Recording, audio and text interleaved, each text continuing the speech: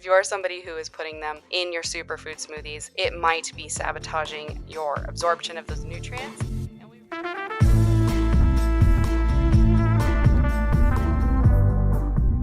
You've just tuned into Rebel Wellness Podcast, your resource for realigning and revitalizing your health and well-being. I'm your host, Kaylee, also known as Coach Kales. I'm a holistic health educator, certified nutritionist, and fitness professional of nearly a decade. I'm stoked to have you with us. You just joined a community of amazing souls who are ready to break free from the confines of the often outdated and confusing health advice all around us. Living in a world overwhelmed by quick fix diets and unrealistic beauty and body standards, us rebels stand for change. If you're like me, you're exhausted with the confusion and polarization plaguing the social media health scene.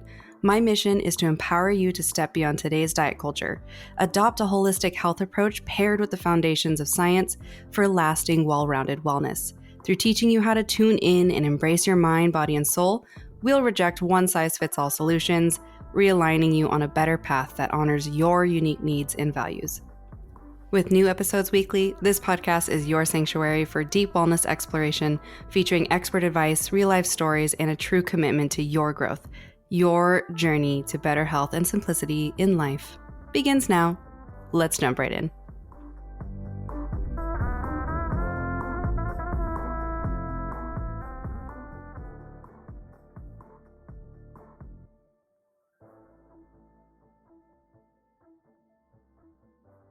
Welcome back, Rebel Soul. We are in another quick hot take episode for this summer on our Hot Take Summer series, where I am addressing a variety of my hot takes on current popular trends, health fads, and so much more. I always invite you guys, especially if you come join our Instagram community at Kaylee Loren or at Rebel Wellness Podcast, to send me questions or forward me videos of things that are kind of like passively questions that you see, because I love to gather from what you guys are getting exposed to, because my algorithm is very trained on things that I already pay attention to, people I already, am in the industry with, and therefore I'm not really getting a lot of exposure to what you guys as consumers are seeing. So my clients already do this all the time, and I'm super grateful because it definitely keeps me in the know of how much stuff you guys are getting exposed to in this health guru world, in the nutritional space and whatnot. But as a listener, please come join the community and send me any of those things as you wish. There's no strings attached. Just send me a video. It doesn't annoy me or any of that. And in fact, it actually helps the show because it helps me know more about what I should do some more hot takes on. So with all that said, today we're going to be kind of chatting about a kind of weird, niche-y conversation that has been going on, I would say, over the last year about bananas and whether or not they do ruin your smoothie. A lot of you may have seen on TikTok or even on just Instagram Reels, health guru people coming up and being like, you know what, bananas are the biggest mistake. You should never be putting them in your smoothies. You're doing yourself a disservice. It ruins your smoothies, la la la. All these different things. And so I took it upon myself a few months ago to dive deep into this to better understand what is this conversation they're actually having. Are they interpreting it properly? Because, a lot of people, especially when they are not trained in reading scientific studies, they don't really understand how to properly interpret them or what nuance to spin on it to make sure that there's contraindications that are not ignored, or confounding variables rather. Well, I guess kind of both of those actually do work as the jargon goes, because there are many things that you have to kind of think about as like what could have influenced the results of these people's study. What did they not check for? What did they not control for? Yada, yada, boring stuff to you. However, I definitely, again, decided to make a whole episode today about a better way to understand this conversation so that you can actually benefit from making your smoothies as optimal as possible with a couple of simple rules. So we're going to discuss that today. And I want to make sure that you know that right off the bat, do not freak out or hate yourself if you've been putting bananas in your smoothie. It was not a bad thing. It's just not maybe the optimal thing for certain situations. And I'll get into that in a moment here.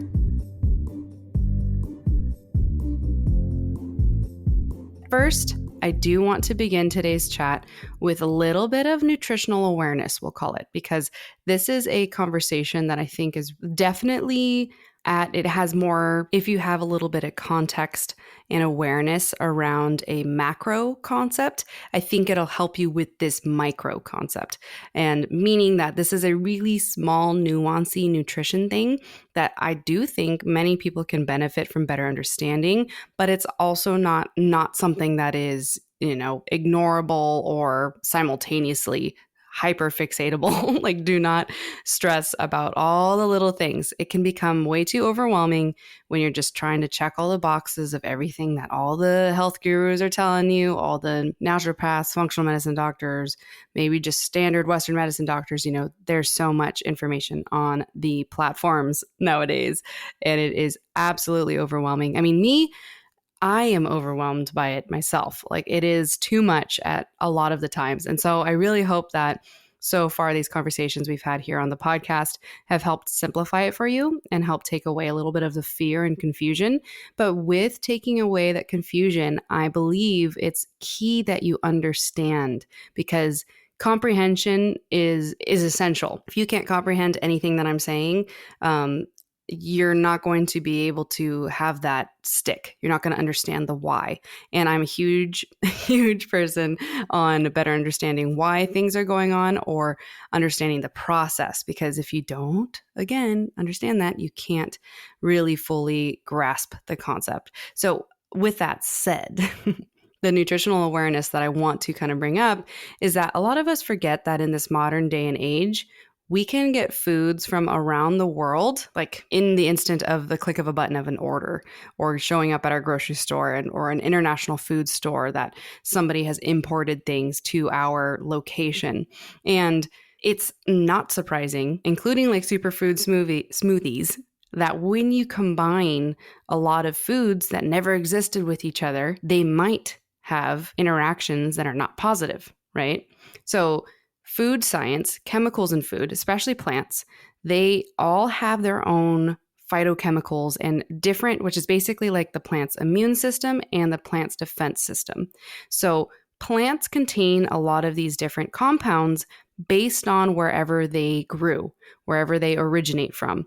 We've also spliced a ton of different plants together to kind of make them better at fighting off bugs, pests, mold, disease. We've really and that's where genetic modification comes in, if you didn't kind of know that connection already. And so we see a lot of these different foods that are not the way they ever used to be, or they have a lot higher concentration of different components to it than they ever used to because of our modification or just how nature goes when you prioritize certain strains, certain seeds, and you like basically make them into super seeds and such like that, where we get things like wheat that contains much more gluten than it ever naturally did. Hence why we do have a lot more people who cannot tolerate high gluten foods, because a lot of our gluten products are containing higher percentages of gluten than before. And that was due to a process where we modified our wheat so that it wouldn't fall over as much and that it wouldn't waste as much and it wouldn't mold as much, But those do come with health impacts. So are you guys following me on that one? Because I know that that's a lot, but I do want to make sure that you kind of grasp the concept that when we combine foods that are not naturally with each other and we're putting them together in ways that were not natural, like we didn't have high-powered blenders until recently, right? And recently meaning within the last 100 years. And so ultimately, we really have to understand and remember that, of course, there's going to be things that we're learning now that we can study more of this to a little microscopic level, or we're better understanding how the gut reacts with what we eat, that if we're blending a bunch of these like foods from all over the world, like Brazil, China, the northern areas, and like just areas that just never were blending together, that we will get some issues that can happen because, not everything is meant to be mixed together. So I think that's important to know, because I think a lot of people forget that, yes, we've had smoothies around since we've gotten blenders, right?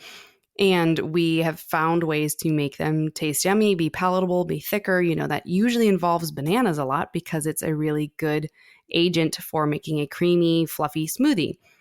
But bananas are very specific where they grow, how they are, what they are made out of, it includes its own plant compounds as well as blueberries. Bananas don't grow where blueberries grow. They don't. And so it's one of those things where it's not surprising if then you blend it into a smoothie with all these different fruits from everywhere else around the world that they have plant compounds that counteract each other. Okay. So that's the biggest thing that is the conversation today that we're about to dive into that I really hope you find interesting as well as eye-opening to better designing your smoothies depending on your goals. Because yes, bananas can actually impact the quality of the nutrients in your smoothie if you put them in every single kind. So let's dive into that right now. But real quick, I do want to invite you to come to coachkales.com. I have a whole bunch of free downloads available for you, including a really great detox guide for if you're somebody who's been kind of whiling out this summer and you need to realign yourself. I have a lot of amazing pro tips in that guide. You can find it in my freebie section on my website, as well as my Pro Top gym bag list, and it's a link list for Amazon. So it's a nice little thing that I've put together that has all of my best tips for what you should stock your gym bag with, as well as a variety of other things. And come join our wellness newsletter. It's a one-time-a-month newsletter. July's newsletter is coming out soon. So if you join soon, you will get to see a little taste of what I put in those newsletters and all the good fun that we have there. And then the last thing that I want to say as a little bit of housekeeping for my business is that I really hope that if you align with how I present food or nutrition or fitness, all that kind of stuff, I guess food and nutrition is the same thing. If you are interested in furthering your own personal education on your food habits and breaking free from kind of diet culture, diet mentalities, food rules, I am about to be launching a second variation of my macro master course by Flexible Food Foundations. And it's going to be only a week-long speed course where you can go and deep dive and better understand what exactly macronutrients are, how it can actually optimize your lifestyle based off of better understanding what the food you eat does for you. And that's a really good thing to kind of pair with today's conversation, because if you better understand the food you eat, you are going to be armed for the rest of your life with knowledge to never have to diet again and how to take better care of yourself, live as energetically with vitality as long as you can, because that's the biggest goal for the game of life, in my opinion. And if you want to keep playing the game, you got to take the best care of yourself as you can, and that comes with educating yourself. So with that said, stay tuned for the launch of my new, shorter, speedier Flexible Food Foundations course that's going to be launching at the end of this month here in July. If it is past July, it is already launched. So you can go to coachkales.com for all that information there. All right, let's dive in.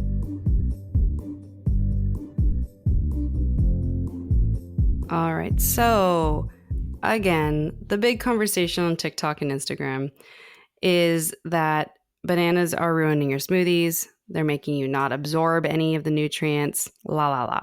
Okay, so yet again, there is nuance to the situation, kind of like I was saying before. So there is a way to very specifically build your smoothies based off of what you want them to do for you.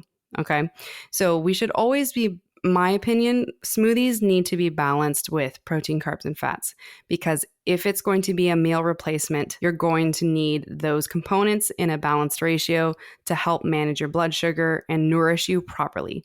If you're only ever eating one or two of those macronutrient groups consistently, you're going to most likely see issues in your health, or you're not going to be achieving your body composition you're aiming for, and a variety of other things, more than just your blood sugar and all that. So it's really important for you to think about your smoothies as how can they nourish you, not just like, can I make it taste yummy? Because a ton of people have been raised, like me, on Jamba Juice and things like that here in the US. And those are just sugar bomb fruit smoothies, okay? They're not balanced. They hardly have any protein. They hardly have usually any fat. A lot of times they're just like a bunch of frozen blended fruits and juices.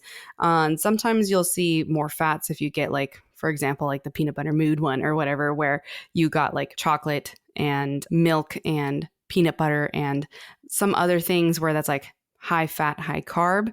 And that would be a situation where if there's no protein in there, those are energy nutrients. So you're going to be potentially storing that as fat if you were not burning those calories in excess through activity throughout the day.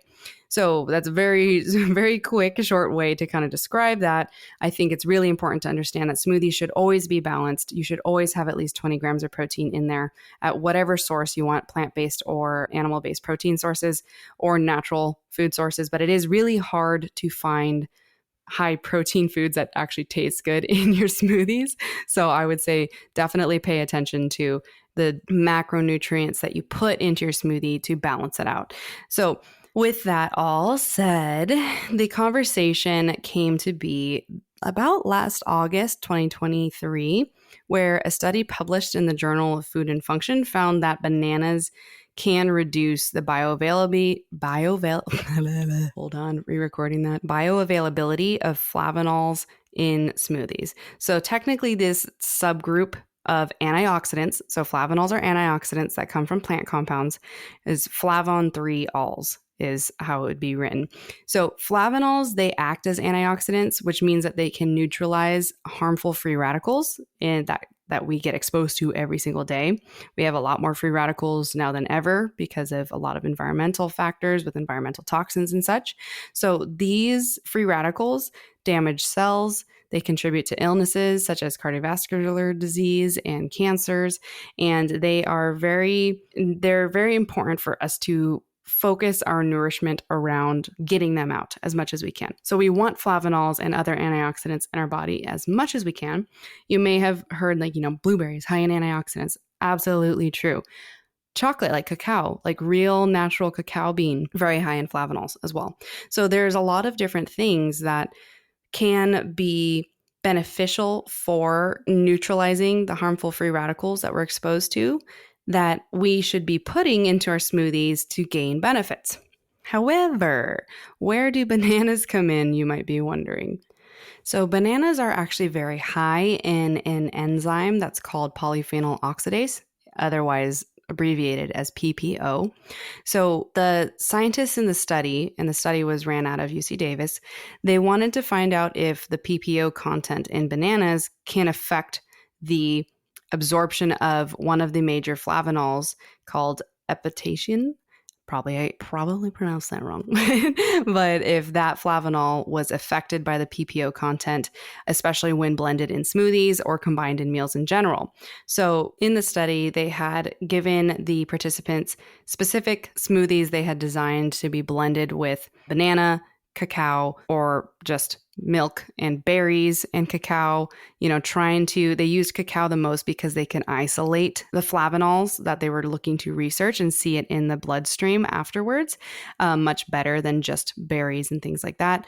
And they actually took the cacao in capsule form, so it was more concentrated. So there was a berry smoothie capsule with just milk on its own, and then the banana smoothie. And so when participants drank the banana smoothie, they did not have in their blood the flavonols that were definitely in their system after just the berry smoothie or just the capsule that they drank with the milk. So this definitely suggested that the PPO in the banana had destroyed a lot of the flavonols that were present in the cacao extract. So this became notable because it helps us better understand how these chemical compounds, especially found in plants, can counteract other plant compounds. Because again, plants are typically at war with a lot of things because they're trying to keep themselves alive, and over the years, they've developed strong defense systems, and that's why there's a variety of different enzymes in them. So it isn't surprising, again, that bananas with this high level of PPO content can counteract the positive stuff that we are probably looking to get out of our berries and cacao and other high flavanol fruits and superfood powders that we tend to blend in our smoothies, right? So with that said, the biggest thing that I would advise for you is to better understand when is ideal for you to add bananas into your smoothies. So when we look at this whole situation, again, you're not going to die if you put bananas with your blueberries. If you're a person who likes a berry banana fruit smoothie, go for it, okay? But you're going to be going for it for more of the macronutrients and a lot less of the micronutrients. So micronutrients are the vitamins and minerals that we get out of the food we eat. And macronutrients are the major molecules of energy and life source, essentially, that we get from the food we eat. So we're looking at amino acids that come from proteins, and we're looking at lipids and glucose that comes from carbs and fats that we eat. And all of those things are essential. That's why they're called macronutrients. They're bigger. Micronutrients, though, are when we're looking for the little extra stuff. So the whole reason that we have superfood powders and things like that is because we're trying to get those superfood nutrients from them, meaning really highly beneficial antioxidants, fiber, and a variety of other things. So that being said, if you want to make the most out of your smoothies, if you're going to make a superfood smoothie where you want to get antioxidants, meaning you're putting a lot of berries and you're putting maybe a greens powder, whatever it is, you're going to want to not put bananas in there for that meal. Meal meaning like you didn't eat anything 2 hours before or 2 hours after. More so we're looking at 2 hours after kind of thing, because you don't want to just eat a banana plain and then have the same food, because it's going to be in your stomach. They're going to be interacting at the same time. So you want to separate it with a few hours between meals if you are still having a banana that day. It's not that you can't eat a banana at all. You know what I mean? So that would be my best advice, is to make sure that if you are trying to make a superfood smoothie, do not put bananas in it, because we do know that bananas are very high in this PPO enzyme, and they will counteract the flavonols that you're going to get from it, aka the antioxidants, which means you're not going to be absorbing those antioxidants that you're trying to get. Huge waste of powder, greens powder money, and those powders are not cheap. So just don't mix those two together. However, bananas still have a lot of great nutrients in them. They are not the highest content of potassium, but they do have quite a bit of potassium, and they have other good prebiotic fibers and things like that involved in them as well that are good for your gut and just nourishing yourself in general, and especially because they're quite high in carbohydrates. So they are great for before or after a workout. And I would just keep it to like a peanut butter banana smoothie with protein powder, or mixing it with things essentially that you just are not most likely going to be getting a ton of flavonols out of. So I would just not put them with berries, not put them with greens powders, not put them with cacao or cocoa nibs, things where you're trying to get that nourishment from it, unless it's just something where you're simply wanting the taste. All right. So that would be my hottest take on the banana smoothie conundrum, because I definitely have seen that there's been a lot of conversation that might be a little misleading onto how to understand it. So I really do want to make sure that you don't need to completely avoid bananas in all your smoothies. Avoiding bananas altogether. If you're somebody who doesn't really like bananas or gets reaction to bananas, that's perfectly fine then. You probably are not eating them in the first place. But if you are somebody who is putting them in your superfood smoothies, it might be sabotaging your absorption of those nutrients. And we really want to make sure that we're optimizing that as much as possible, right? So keep your berry smoothies banana free. Keep your green smoothies banana free, all that stuff. But you can make your tropical banana smoothies and all that good stuff. You can keep doing that. Keep doing that. So I hope that this hot take today was helpful for you and you better understand that concept a little bit more. There's still a lot more understanding developing on this conversation. And I do think that this research that UC Davis did is going to kick off a lot more research into how plant chemicals interact with each other in the foods we eat and the food we make, because I do think that we can never forget that we are modernizing so much stuff. in the nutrition world rapidly, and we may be hurting ourselves more than we are helping, and or we might just be completely misunderstanding how things work or how they should work, quote unquote, more than they actually do. So I personally find it very fascinating and interesting. A lot of people are all over the place on this conversation. So however you landed after this talk today, I hope that if anything, you feel a little bit more better educated on the conversation and that you can make the right decision for your individual self, because that ultimately is all that matters. All right, Rebel, that's it for today's episode. Share this episode with anybody you know who's trying to make banana superfood smoothies all the time to help them optimize their smoothie and their nutrition in general. All right, celebrate your strength and nourishment, walk with confidence, and I'll catch you next week on another episode of Rebel Wellness.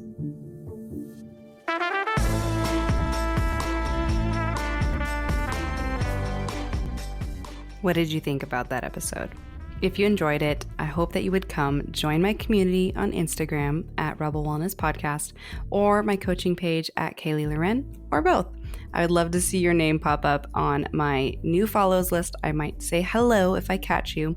And I would also like to invite you to come check out my website, coachkales.com, if you're interested in seeing any more of the educational learning resources I have created for you. I have a whole ton of amazing free downloads that you can dip your toe in the water of what working with me looks like. And if you are really vibing with what I have to say and how I teach it, come explore my courses that are available for purchase. They are all do it yourself.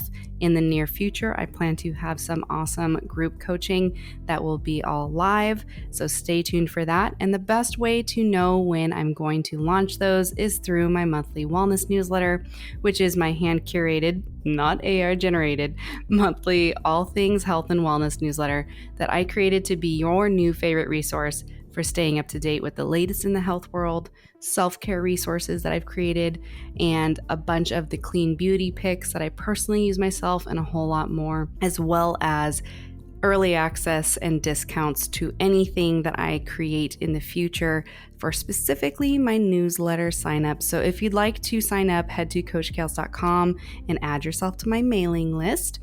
Last but not least, I would absolutely love it if you would help our podcast grow by simply sharing a rating or review wherever you stream and are listening to me right now, and share it on your social medias or text it to some friends or family members if this episode resonated and was something that you think could help somebody else, because I really would love to help anybody in your circle if I've been helping you. So I absolutely am so grateful that you're here. And if you listened all the way through, you are a real one. So all right, Rebel, until next episode.